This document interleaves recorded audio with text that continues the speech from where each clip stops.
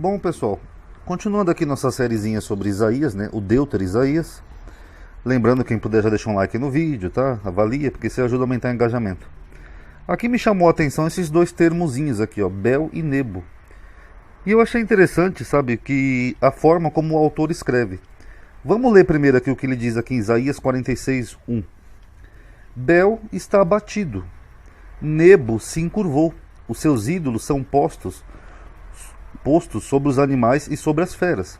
As cargas de vossos fardos são canseiras para as feras já cansadas. Então é isso que diz o texto. Bel, na verdade, seria uma abreviação de Baal, é uma divindade lá dos babilônicos. E ele aparece mais duas vezes na Bíblia, em Jeremias 50:1-2 e Jeremias 51:44. Daqui a pouco a gente vai ler, tá? E Nebo aparece, era um local geográfico, só que em Isaías ele aparece também como uma divindade. Então eu fiz uma pesquisinha, vamos entender primeiro quem que era Bel e Nebo. Bel era um dos principais deuses dos babilônicos. Bel, assim como Baal, significa senhor, e era também o título aplicado ao principal deus deles, Marduk, em Jeremias 50:2, e ao seu filho Nebo, o deus do conhecimento e da literatura.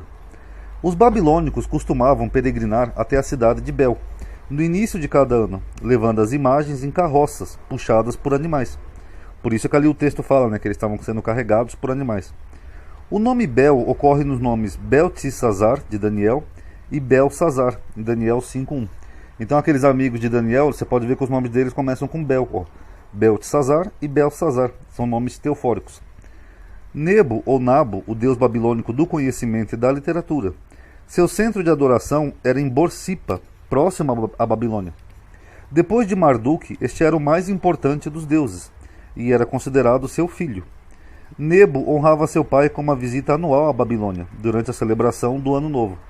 Em retribuição, Marduk acompanhava Nebo em parte do caminho de volta para Borsippa. O nome Nebo faz parte dos nomes de Nabucodonosor, que o nome de Nabucodonosor em hebraico é essa letrinha aqui que eu coloquei para vocês, ó.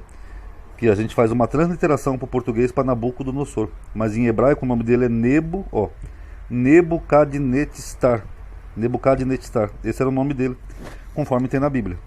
Nas viagens mencionadas, Baal e Nebo eram levados por homens ou no lombos de animais. Só um PSzinho aqui, aquele pessoal que fala que nome não se translitera, né, que fala que o nome de Jesus tem que ser Yeshua, então eles deveriam se referir a Nabucodonosor assim, ó, Nebukadnetsar.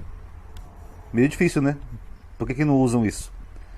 Então, pessoal, essas são duas divindades da Babilônia. Mas o que me chamou a atenção é a forma como o autor se refere a elas. Dá a impressão que ele está lançando oráculo contra essas divindades. A teologia clássica, tradicional, diz que, na verdade, isso é uma linguagem poética, que Deus estava zombando desses ídolos que não eram nada. Por isso que ele fala aqui, ó, Bel está batido e Nebo se encurvou.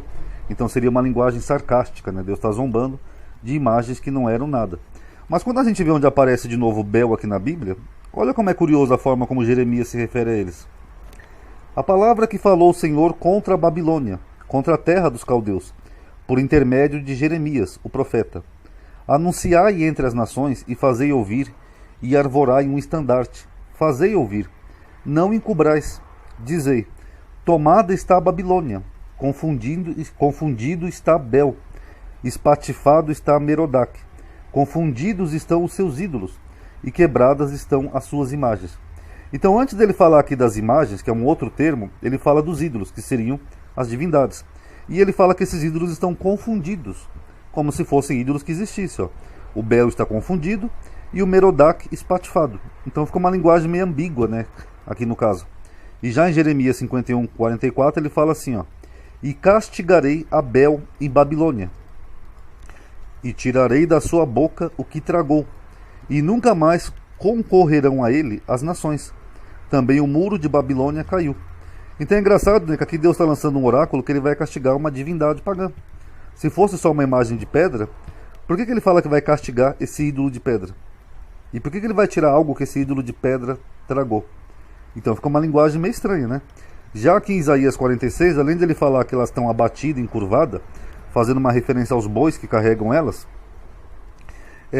ele conclui dizendo assim, ó, juntamente se encurvaram e se abateram. Aqui ele está falando dos animais. não puderam livrar-se da carga, mas a sua alma entrou em cativeiro, fazendo um paralelo que Deus ia tirar o seu povo do cativeiro sem necessitar de animais. O que Deus está falando aqui? Olha, esses deuses têm que ser carregados por animais, a imagem deles, o ídolo. Vocês não, vocês têm um Deus que faz o contrário, é o Deus que envia e traz vocês do cativeiro. Mas é curioso, né, essa forma que dá a impressão que Deus está rivalizando com essas divindades. Se eram apenas ídolos, né, fica meio estranho, né, uma divindade que é de verdade rivalizando com ídolos que não são de verdade. É o mesmo que, por exemplo, um pai ter ciúme com o filho dele está brincando com o boneco do Superman. O boneco do Superman seria só um boneco.